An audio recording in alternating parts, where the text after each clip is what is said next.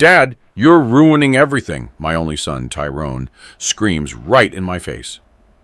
Standing beside him, his father-in-law flashes a smug grin, while over Tyrone's shoulder, I see the tear-filled eyes of my Leona. In their hands are the papers that, with one quick signature, could steal everything my wife and I have built over 42 years. But for you to truly understand the sheer terror of that moment, the cold, clammy dread that seized my heart, I have to tell you the story from the beginning. My name is Elijah Sterling. The Lord has granted me 62 years on this earth, and most of them I've lived honestly, with calloused hands and a clean conscience. I spent all my youth and all my prime working construction, laying brick, mixing concrete, raising the walls where other people now live. But when my back started complaining more and more often, when every 50-pound bag of cement sent a dull, throbbing pain through my lower back, I traded in my trowel for the steering wheel. I bought a simple, used Ford Focus on a loan, registered with a rideshare app, and for the last several years, I've been cruising the streets of our little town outside Atlanta, Georgia. My whole life, the entire meaning of it, is my wife, my sweet Leona, and our home. We've been together for 42 years, right since college, back when we had nothing but big dreams and spring in our hearts. Our house isn't just a box made of lumber and drywall. It represents nearly 30 years of our lives. I remember pouring the foundation, how I worked until dark after my regular shift, laying the walls myself. Every single nail hammered into this place passed through my hands. Every dollar spent on materials was saved by Leona. She sewed clothes for clients, did other people's laundry, and worked the overnight shift at the post office. Anything to make our dream real. This house is a monument to our labor, our love, and our stubborn resolve. And we had one son, Tyrone, our only child.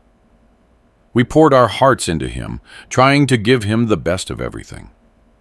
He grew up to be a sharp, good-looking young man, but there was always something about him, a pull toward easy living. About 3 years ago, he married Chelsea, the daughter of a local real estate developer, Victor Hawthorne.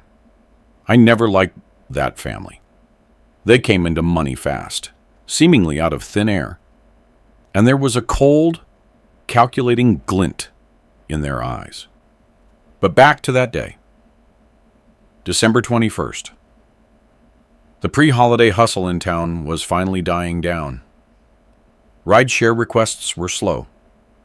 I was sitting in my car near the train station, watching life trickle by and thinking only of one thing: getting back home to Leona. I've had this habit since we were young, never calling ahead. I love seeing her eyes light up with surprise, watching her drop whatever she's doing and run to me, wrapping her arms around me as if we hadn't seen each other in forever, 42 years together. And we still acted like a couple of kids. All right, Eli, that's enough for today. Marcus, another driver just like me, leaned out of the car next to mine. Yeah, I hit my quota, Marcus, I said, tucking my phone into my shirt pocket. Time to surprise my old lady. Make her smile. Marcus laughed, slapping me on the shoulder through the open window. Now that's love. All these years and still pulling surprises. Go on, Sterling, and Merry Christmas. I pulled out of the lot and rolled slowly down our familiar streets. I was thinking about how Leona and I would decorate our small artificial Christmas tree, how we'd pull the dusty box of vintage ornaments down from the attic. My chest felt warm and peaceful. But when I turned onto our street, that peace vanished like smoke in the wind. Right in front of our gate sat a black, glossy Mercedes S-Class, the kind I only ever see in movies. And next to it, Tyrone's SUV. We weren't expecting him until Christmas Eve at the earliest. My heart gave a nasty little thump. Something was wrong. I drove a little farther and parked around the corner so they wouldn't see me. I walked toward the house, trying to step as softly as possible. From inside the fence, I could hear voices, laughter, the clinking of glasses, loud, unfamiliar voices in my quiet home. Then I saw her. My Leona was sitting alone on the old wooden bench by the porch, the one I built 20 years ago. She was hunched over, hugging herself. Her shoulders were shaking slightly. She was crying. Blood rushed to my head. I crept up to her, crouched down, and looked into her face. "Leona, baby, what's happened?" I whispered. And I heard the tremor in my own voice. She jumped, raising her tear-filled, frightened eyes to mine. "Eli," she breathed, hurriedly wiping her cheeks. Why are you home so early? What is going on? Why are you crying?" I took her hands in mine. They were ice cold, despite the relatively warm December afternoon. Leona glanced nervously at the slightly open front door, from which cheerful shouts drifted out. "Oh, it's nothing. Just—" she started. But then our son's impatient voice rang out from inside. "Mom, come on now. It's just a signature," Tyrone yelled. I heard the familiar edge of irritation in his voice, the one that surfaced when things didn't go his way. "Vic and Chelsea came all the way here to help you with the papers." Papers. A signature. An icy dread snaked its way up my spine. "What papers is he talking about?" I asked of Leona, lowering my voice to a whisper. My wife gripped my hands so tightly her knuckles went white. Her eyes held a primal fear I hadn't seen in all our years together. "They arrived about 2 hours ago," she whispered, her voice cracking. "They brought wine, started wishing us a happy holiday. I thought they were just visiting. And then—" She trailed off as the footsteps inside grew louder. I quickly stood up and retreated into the shadow behind the column supporting the porch roof. The door swung open, and Tyrone appeared in the doorway. At 35, he looked a lot like I did when I was young, except for something new in his gaze, something foreign, almost predatory. That started after he married. "Mom, stop dragging your feet," he said, not noticing me. "Just sign the power of attorney and the quitclaim deed, and everyone will be happy. The house will be safe with us." "Safe with us? You and your wife? You're getting old, both of you." His words hit me like a physical blow. Power of attorney. Quitclaim deed. Our house. "What power of attorney, Tyrone?" I asked, stepping out of the shadow. My son jumped in place. His face instantly went white as a sheet. "Dad, I didn't know you were back yet," he stammered, nervously glancing back into the house. "How long have you been here?" "Long enough," I replied, feeling a cold fury building inside me. "So what papers are you trying to slide in front of your mother?" Before he could open his mouth, Chelsea, his wife, materialized behind him. A sickly sweet smile was plastered on her lips, but her eyes held zero warmth. "Elijah Sterling. What a lovely surprise," she chirped. "We were just talking about you." Her parents followed, Victor Hawthorne, a heavy-set, well-groomed man with an expensive watch, and his wife, Veronica, draped in gold like a Christmas tree. "Eli, good to see you," Victor rumbled, extending a plump hand toward me. I ignored his handshake and looked my son dead in the eye. "Tyrone, I asked you a question." My son cast a quick, hunted glance at his father-in-law. "Dad, it's nothing special. We just want to secure the family's future." He tried to sound reasonable. "Your job is stressful." and you're getting on in years. We're worried you might lose the house if something happens to you. If it's in our name, the house I built, I interrupted, fighting for air. The house your mother and I paid for, with 40 years of our sweat and tears. Elijah, you've misunderstood the situation, Victor intervened with such a condescending tone that my jaw clenched. We only want to protect your asset. We have connections, lawyers who can handle all the legal details. My house is already protected by law, I cut him off. All my deeds and documents are in order, and I don't need your protection. Dad, you're being stubborn, like an old... Tyrone started, and I noticed an unhealthy glare in his eyes. He was drunk. You're too old to be driving for a living all day. What happens when you can't work anymore? How are you two going to live? I felt Leona's hand gently squeeze my arm, pleading with me not to lose my temper. I took a deep breath. Your mother and I have thought everything through, I replied, trying to sound as calm as possible. We have savings. My Social Security starts soon. The house is paid off. We don't need anyone's help. Elijah, Tyrone's mother-in-law, Veronica, chimed in, stretching her lips into a sickly, maternal smile. We only mean well. Just imagine. Transfer the house to Tyrone and Chelsea.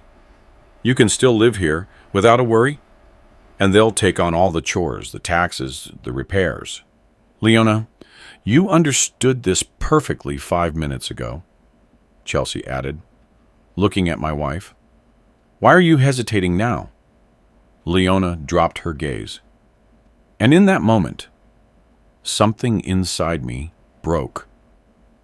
They had been pressuring her, exploiting my absence and her gentle nature.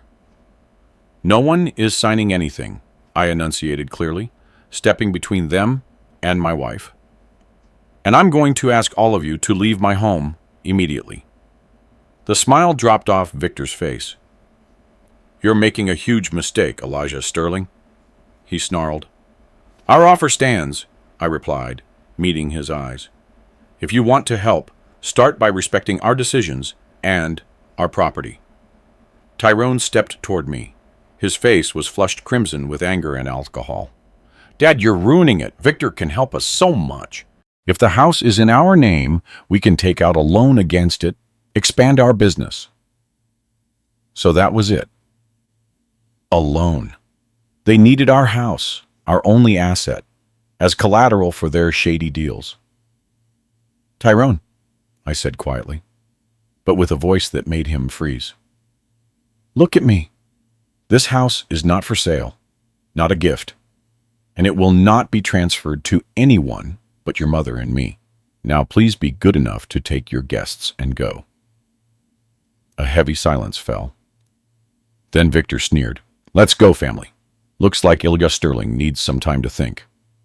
We'll talk another time, when he's more compliant. They went inside to gather their things. I turned to Leona. Did they pressure you much? Did you sign anything? She shook her head. No, but they were so insistent. They kept saying it was for our safety, in case something happened to you. Forgive me, Eli. I almost believed them for a second. Her voice broke. I held her tight, feeling her fragile body tremble. And in that second, I swore to myself that no one, ever again, would make her cry, not even our own son. A couple of minutes later, the whole party came out of the house. Victor again offered me his hand. Again, I didn't shake it.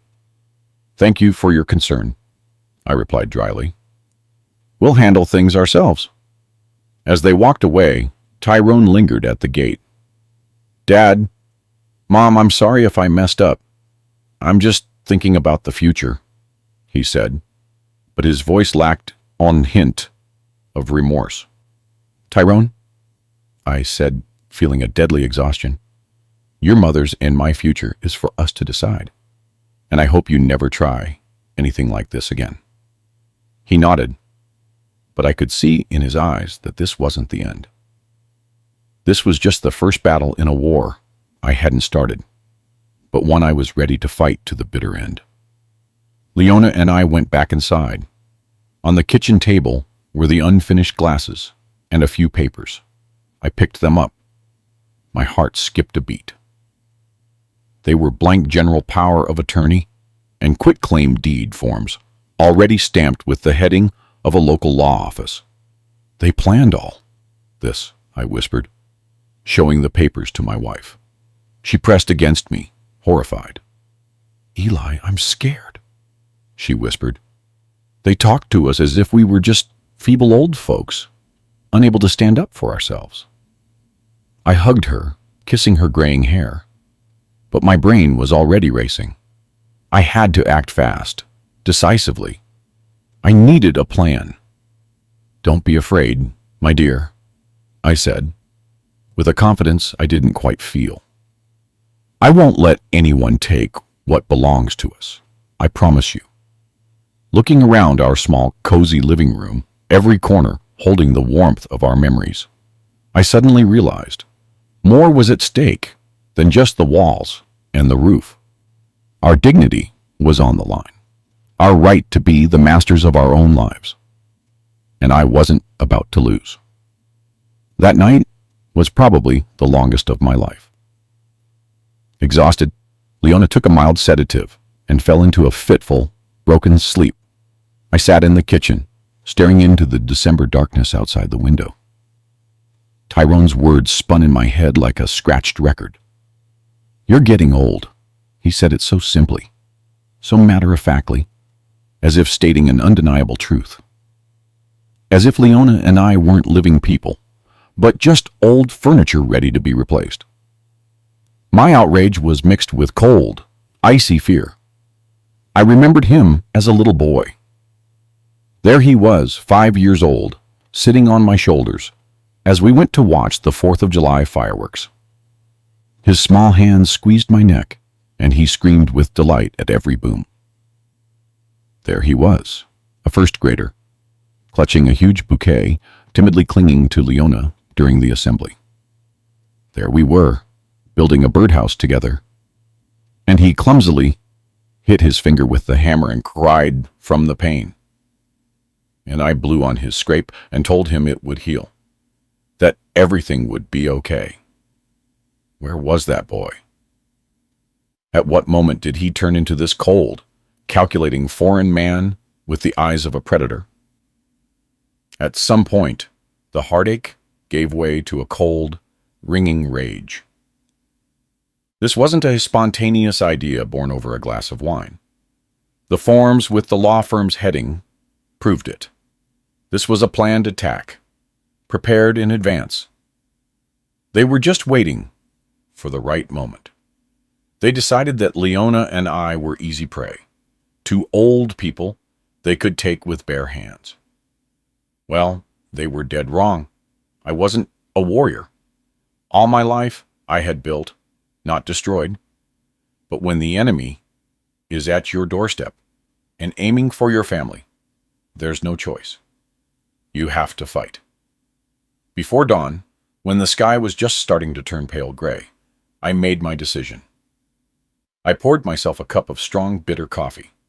My hands were shaking slightly. I found a number in an old address book. "Hello?" a sleepy, hoarse voice answered. "Sam? It's Eli." "Did I wake you?" There was silence on the other end. Then the voice became clearer. "Sterling? Is that really you? Man, it's been years. What's wrong that you're calling this early? It's not even 5. Detective Major Samuel Reed, or Sam, was an old colleague. Not exactly a close friend, but life had separated us. He went into law enforcement, rose to detective major, and became a big name in the city, while I remained a simple working man. But there was something in our past that allowed me to dial his number at 5:30 a.m. "Sam, I need your help, your advice." I briefly, and without unnecessary emotion, sketched out the scene from the day before. He listened silently, without interrupting. When I finished, he took a deep breath. Victor Hawthorne's family, he dragged out. Familiar characters. That father-in-law of yours is a shady character. Formally, you can't touch him. But there are whispers, and I heard that your son Tyrone fell into his web too. Sorry, Eli, for being so blunt. Tell it like it is, Sam. I'm past being offended. What do I do? First things first, lawyer up. Immediately. And not some roadside strip mall office, but a smart, aggressive one who eats cases like this for breakfast. I know just the person, Sophia Rodriguez. Young, but she's got a grip like a pit bull. She specializes in property disputes and real estate fraud. I'll text you her number now. Call her first thing this morning. Tell her I sent you. She'll take the meeting. And Eli, don't sign a thing. Tell your wife the same. Even if they threaten you, call me right away. When I hung up, Leona walked into the kitchen, pale, with dark circles under her eyes. Where are you going so early? She asked softly, pouring herself a glass of water. I walked over and took her hand. I'm going to make sure no one can ever take our house from us, I answered. Trust me, honey. She looked into my eyes for a long time. For 42 years we had looked at each other, and I knew she saw in my eyes now what I tried not to notice myself. A cold, unyielding determination to go all the way. Be careful, Eli, she whispered. I know that look. I managed a slight smile. I'm always careful, but this time, I'm not sitting back. At 9 o'clock in the morning, I was standing at the door of a small office downtown. Rodriguez and Partners, Legal Services. Attorney Sophia Rodriguez was a woman in her late 30s with a short haircut, wearing a sharp business suit. But behind the thin frames of her glasses were the eyes of a seasoned investigator. Sharp, focused, penetrating to the core of the matter. Mr. Sterling, please sit down, she said, gesturing toward the chair across from her desk. Sam Reed called. Tell me everything. I told her everything, detail by detail, from the very beginning. She listened without interrupting, occasionally jotting notes in her pad. When I finished, she took off her glasses and rubbed the bridge of her nose tiredly. Your story, Mr. Sterling, is unfortunately not unique, she said. Children or other relatives trying to seize the property of elderly parents by exploiting their trust or applying pressure. A classic scheme. Let's go through this point by point. First, and most important, are you 100% sure your wife never signed anything before? No papers for the IRS, no data processing consent forms. Sometimes these documents are slipped in disguised as something harmless. A shiver ran down my spine again. Leona was as trusting as a child. I can't be 100% sure, I confessed honestly. Understood. Then we proceed as follows. Right now, I'm sending urgent inquiries to all notary offices in the county and the county recorder's office regarding any powers of attorney or transactions involving your property over the last year. That will take some time. Meanwhile, we will prepare countermeasures. Do you have a will? Yes, we drew one up about 10 years ago. I nodded. We left everything to Tyrone. He's our only son. That needs to be changed. Immediately, Sophia cut in. And not just changed. We will draft a new will with special stipulations. We'll include a clause stating that any attempt at coercion, fraud, or pressure to seize assets during your lifetime automatically forfeits the heir's rights. It's called an unworthy heir clause. While she dictated something to her assistant over the phone, her office line rang. Sophia answered, and I watched her face turn hard. Yes, I understand. Keep checking. She briefly snapped and hung up. She looked at me with a heavy gaze. Mr. Sterling, we have a problem. According to the records from a notary, 6 months ago, your wife, Leona Sterling, signed a general power of attorney in the name of your son, Tyrone Sterling, granting him the right to sell and retitle all property belonging to her. The ground fell out from under me. That can't be, I croaked. Leona would have told me she would never. The notary claims the signature is genuine. She paused. Mr. Sterling, answer honestly. Does your wife always sign documents herself? Or do you sometimes sign for her at the bank or the post office? The question caught me off guard. Sometimes, yes, I admitted, my ears burning. When she wasn't feeling well or was busy. Our handwriting is pretty similar. Sophia nodded, as if confirming her suspicion. This means two possibilities. Either the signature you were signing for your wife was forged, or this power of attorney was hidden in a stack of other papers, and she signed it without looking. In any case, we are revoking this power of attorney immediately, and we are filing a police report for potential fraud. The next few hours turned into a frantic marathon. We drove all over town from one office to the next. First, Sophia and I officially revoked that cursed power of attorney. Then we finalized the new wills, and then Sophia proposed a move that seemed brilliant in its simplicity. Trust and other complicated schemes take too long and cost too much, she said. There's a simpler or stronger way. You are going to sign a quitclaim deed for the house to your wife right now. And in the deed, we will stipulate an explicit clause. Your right of lifetime residency. That's called a life estate. This kind of encumbrance is virtually impossible to remove. As long as both of you are alive, no one, including your son, can do anything with this house. It will be legally dirty for any potential sale. By noon, we were finished. I held a thick folder containing copies of all the documents, stamped with blue seals. I felt like I had fought off the first wave of an attack. Before I left, Sophia gave me one final piece of advice. Mr. Sterling, they will come back, and they will apply pressure. You need evidence. Turn on the voice recorder on your phone and just put it in your chest pocket. Under our state law, as long as one party to the conversation, that's you, consents to the recording, it is legal evidence in court. She showed me how to discreetly start the recording. Guard these documents with your life, she said in parting, handing me the folder. And for in contact with them, call me, day or night. I left her office feeling both stronger and more drained. I had built a legal wall around my house. But at what cost? The price of a final break with my only son. I drove home, my heart heavy with bitterness. Just then, my phone rang. Leona's name flashed on the screen. Eli, her voice was strained on the line. Tyrone just called. He said he's coming over with Victor Hawthorne. They supposedly have an important proposal for us. Don't open the door, I commanded.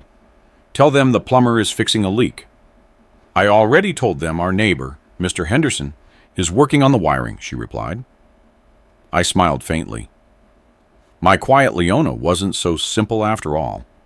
Mr. Henderson was a huge guy who the whole street was afraid of. Great move, my smart girl. I'm flying home.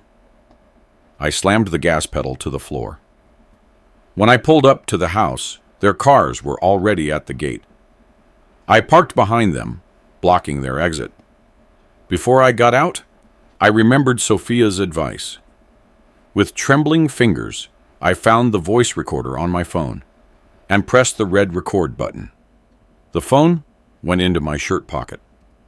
The war was moving into a new phase. I walked into the house, and Leona rushed to me immediately. Her hands were cold, and her eyes were filled with fear. "They're at the gate," she whispered.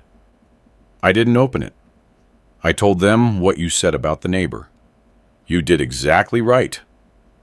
I hugged her shoulders. trying to transfer some of my newfound confidence to her. Now we'll let them in. I walked to the door and threw it open. Tyrone and Victor were standing on the porch. Seeing me, my son looked noticeably deflated, but his father-in-law straightened his shoulders and feigned a cordial smile. "Elijah, we thought you weren't home," he boomed. "Leona said you had a neighbor over." "The neighbor just left," I interrupted him. "Come in since you're here." They stepped into the house. Victor scanned our modest living room with an appraising look, as if already calculating where to put new furniture. Tyrone, however, avoided my eyes. His gaze darted around the room. "Dad, it's good you're here," he began, clearly reciting a prepared speech. "We were just explaining to Mom that maybe we spoke too hastily yesterday, presented things all wrong." "Go on then." I sat down at the table and gestured for them to do the same. Leona stood behind me, placing her hands on my shoulders. I could feel her fingers trembling faintly. Of course," Victor chimed in, sitting down and spreading a new stack of papers on the table. "We don't want to take anything from you. Heaven forbid. We want to protect you." "Protect us?" I repeated, feeling the anger brewing deep inside. "From whom this time? Martians?" Victor forced a strained chuckle.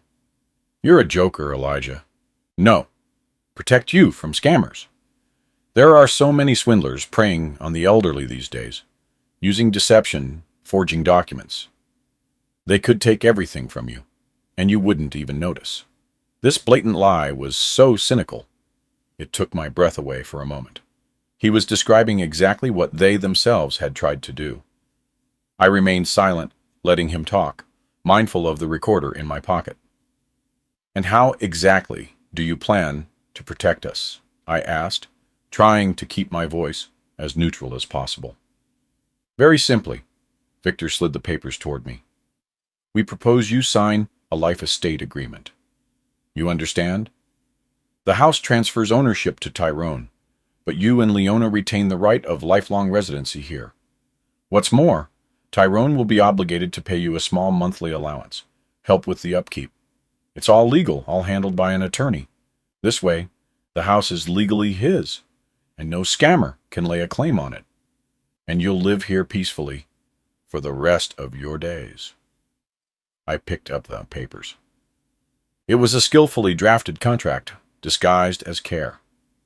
Except the amount of the monthly allowance was laughably small, $200.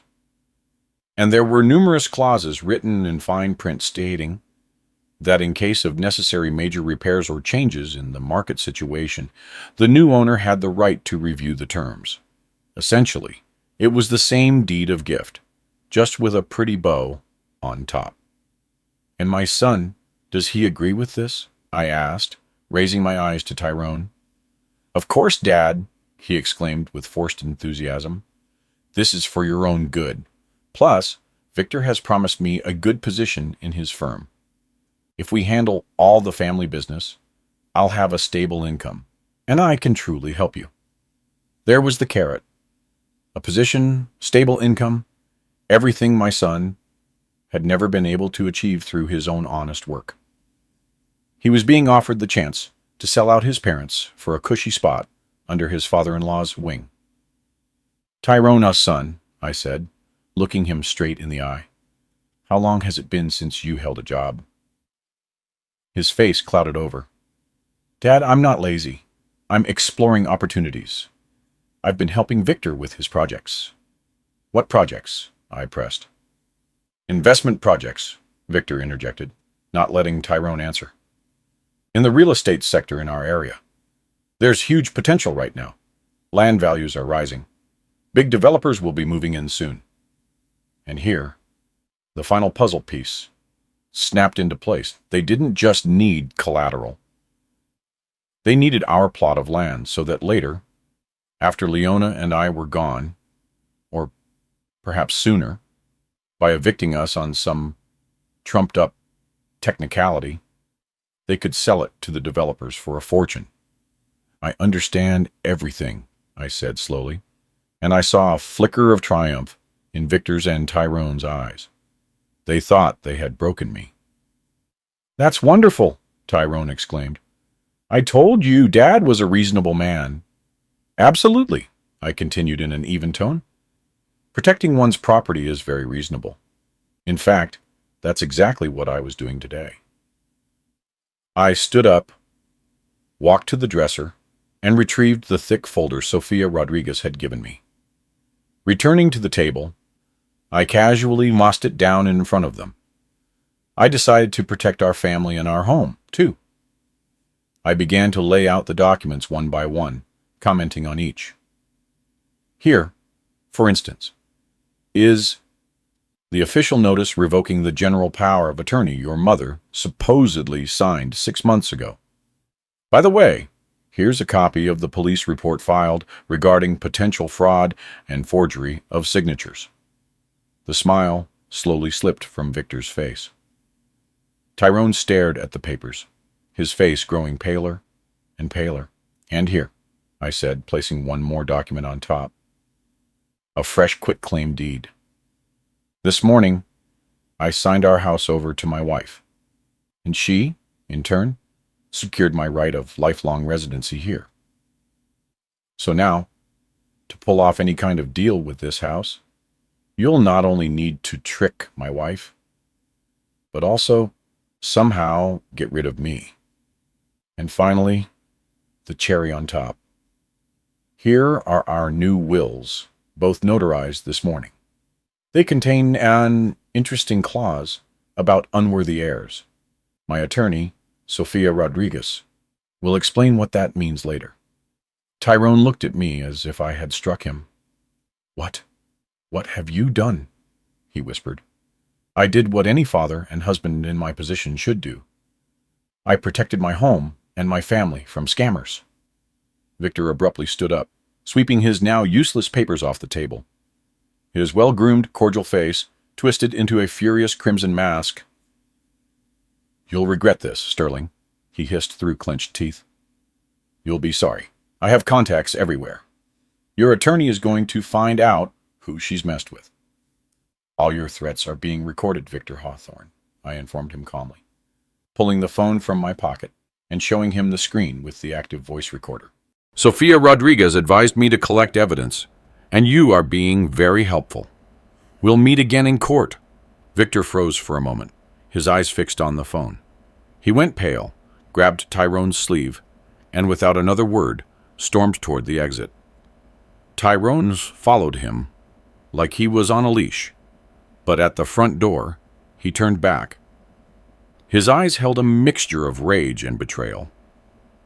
"I never thought you were capable of this kind of betrayal," he hurled at me. "It hurts me that I have to do this, son," I replied, feeling a lump rise in my throat. "But I won't let you destroy our lives, yours or your mother's and mine." When the door slammed shut behind them, and I heard the screech of their departing tires, Leona walked over and wrapped her arms tightly around me. "Eli, I was so scared," she whispered into my shoulder. "It's going to be okay now, honey," I said, stroking her hair. "We're safe now." But looking out the window at the empty street, I knew that wasn't true. People like Victor Hawthorne don't back down. They just lie low, waiting to strike the next blow, one that will be even crueler and more deceitful. This victory was only a brief pause before the next attack, and I had to be ready for it. That same evening, I called my old friend, Mr. Henderson, who had worked as a contractor all his life and could pick any lock. "Henry, hey, it's Eli. I need all the locks in the house changed urgently. Tonight." "Sterling, what's the rush?" he asked, surprised. "Trouble with the boy?" "Rumors travel faster than wildfire in our small town." "Something like that," I answered evasively. An hour later, Mr. Henderson was tinkering with our front door lock. While he worked, I told him part of the story. He grunted, shaking his head. "You're not the first, and you won't be the last," he said. installing a new cylinder. Money drives people crazy, even their own kids. Finishing with the locks, he pulled 2 small boxes from his tool bag. "Here, this is a bonus for you," he said, opening one. Inside was a tiny camera, the size of a cigarette lighter. "My nephew sells these. Put one over the front door, the other on the back deck. They connect to your phone. If anyone steps onto your property, you get an alert with video right away." I stared at the small devices. I was a man who had spent his life building houses, now turning his own home into a fortress with new locks and surveillance cameras, surrounded by folders of legal documents. A fortress I had to defend from my own son. Bitter irony. But I knew the cameras weren't paranoia. They were a necessity. The war wasn't over yet.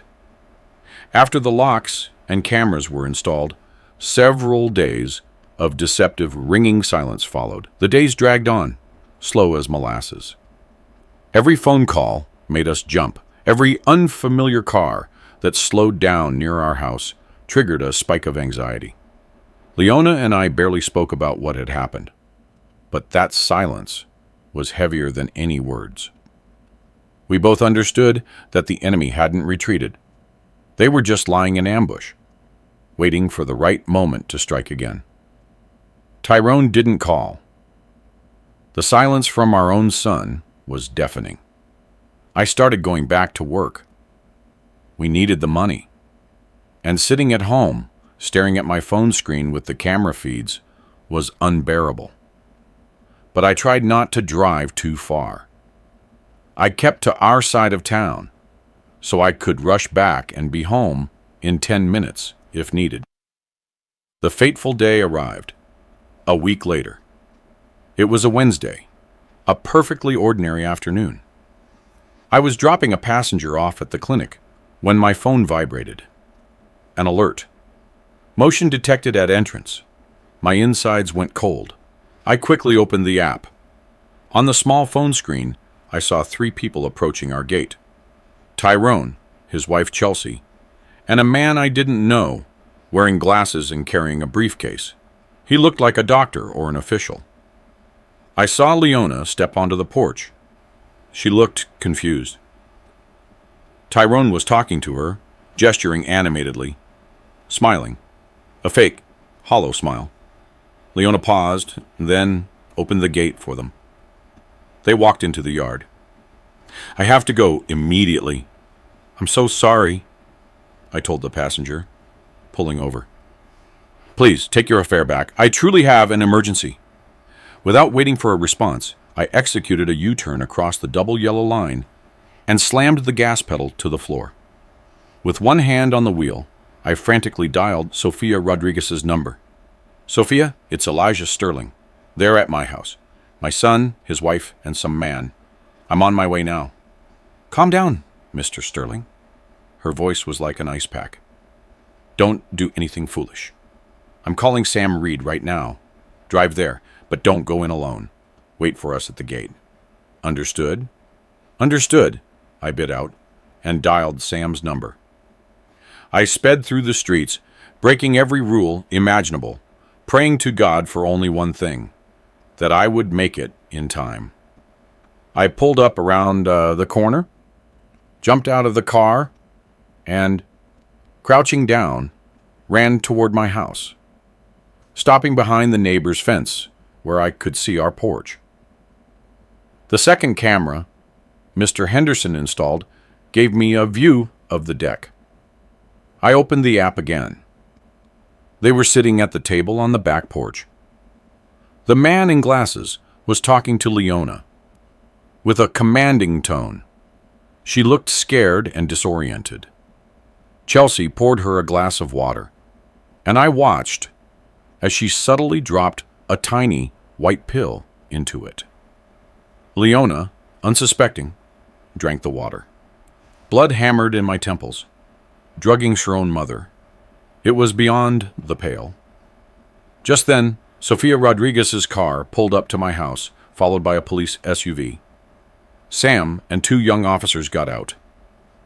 They gave her something to drink, I gasped, showing Sam the recording on my phone.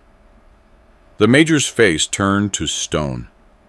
"Let's go," he said simply to the officers. "Sophia, you're with us. Sterling, keep yourself together."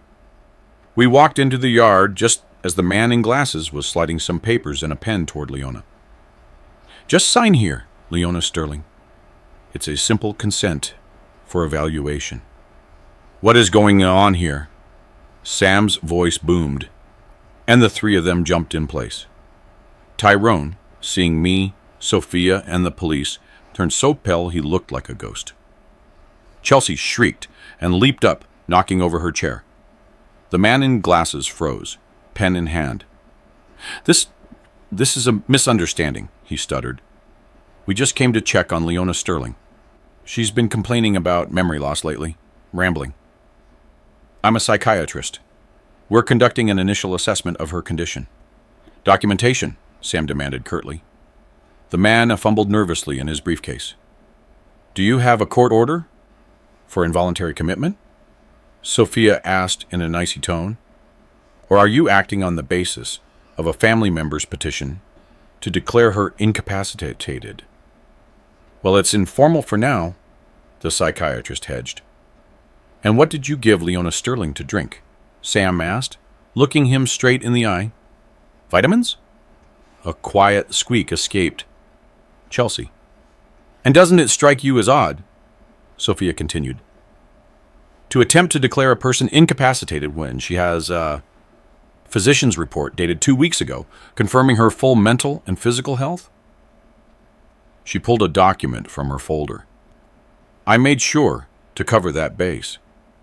The psychiatrist, realizing the situation smelled not just of trouble, but of hard time, cracked. I didn't want to," he whined. "I was hired. They told me I just needed to play the role of a doctor. I'm an actor. I shoot commercials."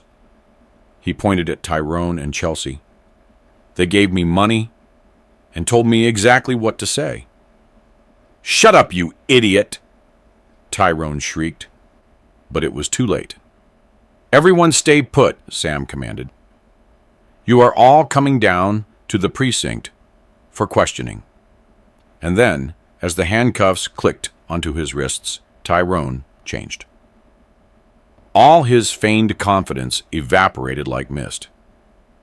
Standing before me was not a predator, but a terrified, cornered rabbit. "Dad?" he pleaded, tears welling up in his voice. "Dad, please, you have to understand. It was all him, Victor Hawthorne. He got me into debt. Huge debt. He said if I didn't get the house, he'd destroy me, bankrupt me, lock me up. He has connections everywhere, Dad." I was desperate. I looked at him, and two feelings battled inside me. Burning hatred for the humiliation of his mother, for the cruelty of that pill in the water, and a sharp, cutting pity for this weak, lost man who was my son. "And your desperation led you to drug your mother and try to have her declared insane?" I asked quietly. "I never thought it would come to this," he sobbed. "He pressured me. Every day he pressured me. He said it was the only way." As they led him away, I watched him go. I never thought I'd see something like that. My own son in handcuffs. Sophia and Sam stayed with me. A real doctor, called by Sam, examined Leona. Fortunately, they had given her a strong common sedative, and she was in no danger. "Mr. Sterling," Sophia said once we were alone in the kitchen, "the situation for your son and his in-laws just became very serious. This is no longer just a property dispute. It's a full bouquet of felony charges." "What happens now?" I asked, feeling utterly wrung out. "In large part, that depends on you," she replied. "You can file an official statement regarding all the episodes. In that case, for your son, and especially for his father-in-law, as the organizer. It's almost a guaranteed prison sentence. The thought of my Tyrone going to prison was unbearable. And if we don't file a statement? That is your right. But I fear that impunity will only embolden them. People like Victor Hawthorne don't stop. All night, I sat by Leona's bed, holding her hand. She slept. And I thought about justice, about forgiveness, about my son. In the morning, Leona and I made a decision, the hardest one of our lives. We went to the police precinct. We've decided how we want to proceed, I told Sam and Sophia. We don't want our son to go to prison. They exchanged glances. But, I added, we don't want this to be without consequences. What are you proposing? Sam asked. We are ready to make a deal with him, I explained. He must completely break ties with his in-laws, divorce Chelsea, find honest work, and live independently. And most importantly, he must give a full, exhaustive testimony against Victor Hawthorne and his associates. Tell everything. And against them, we demand prosecution to the fullest extent of the law, Leona said firmly. For the first time in days, I saw the old fire in her eyes. They broke our son. They are the real criminals. Without Tyrone's testimony, it will be hard to prosecute Victor Hawthorne as the organizer, Sophia noted. But with his statement, it's entirely possible. An hour later, I was sitting across from Tyrone in the interrogation room. He was pale and gaunt. Dad, Listen to me carefully. Tyrone, I interrupted him. Your mother and I are giving you one chance. The last one. I laid out our conditions for him. He listened, his eyes shifting from surprise to fear, and finally, to enormous, all-consuming relief. I won't go to jail. You won't, if you do everything we've asked, I replied. And understand this, Tyrone. This is your only path. If you ever betray us again, there will be no second chance. Tears streamed down his unshaven cheeks. I'm sorry, Dad. I messed up so bad. He promised me the world. A job, money, respect. Everything I wanted without effort. That's the root of your problem, son, I said, feeling both sadness and pity. You were always looking for the easy way out, but anything that comes without effort is never valued. He nodded slowly, as if finally grasping that simple truth.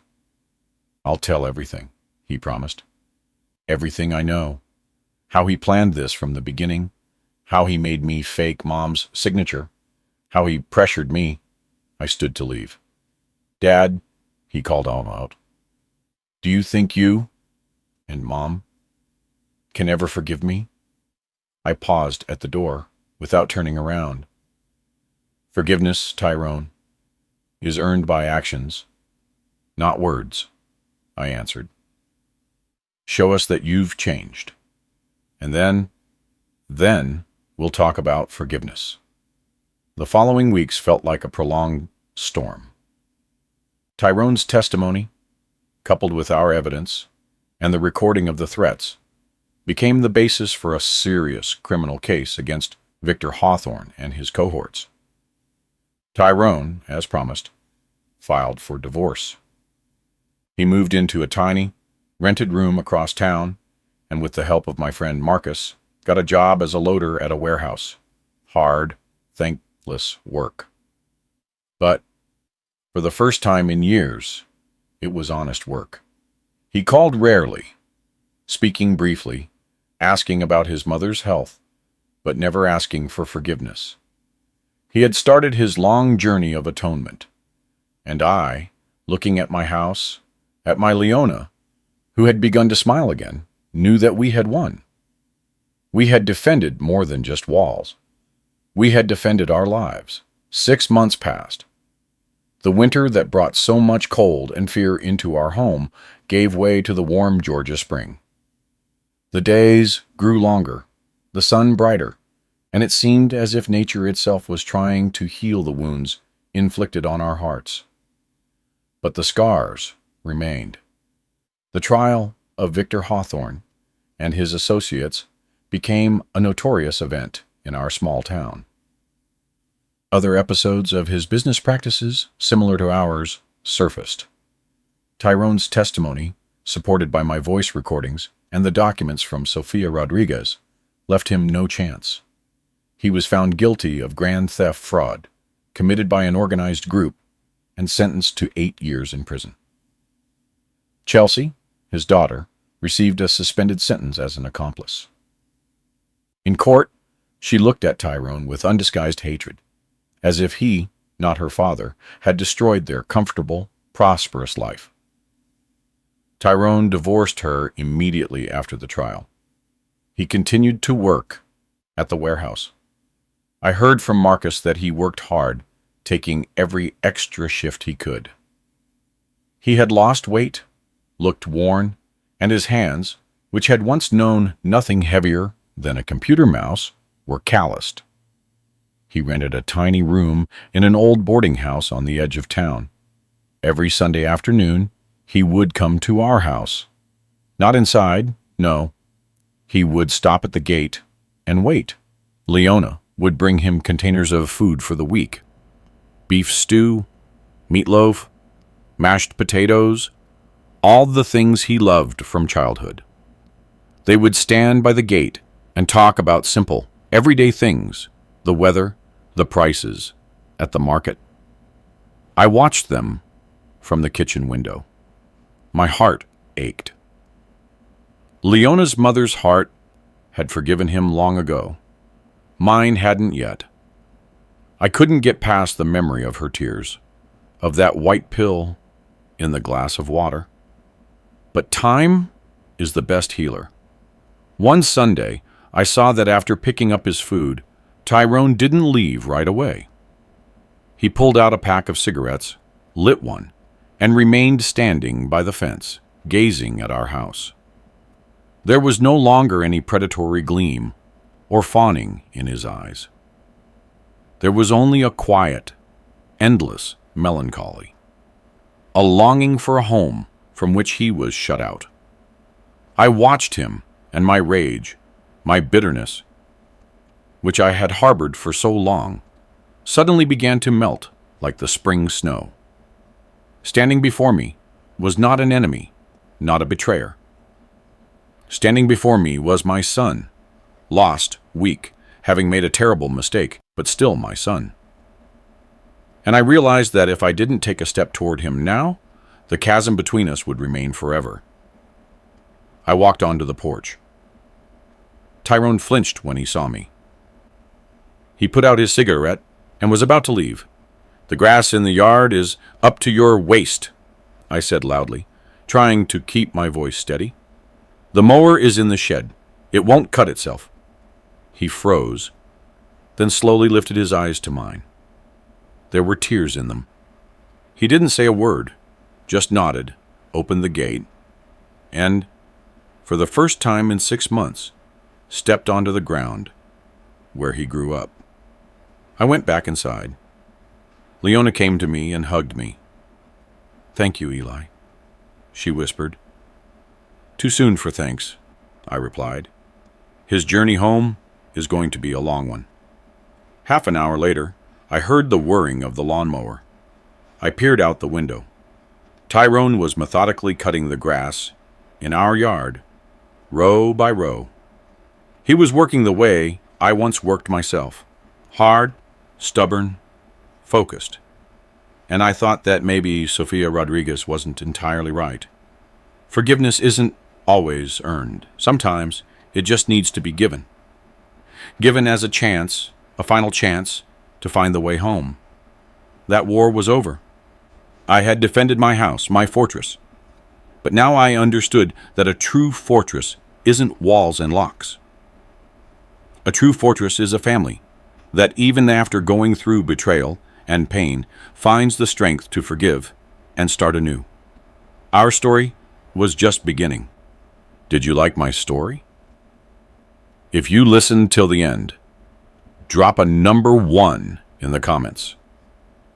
If you enjoyed it, you can support me by liking the video and sending a small tip.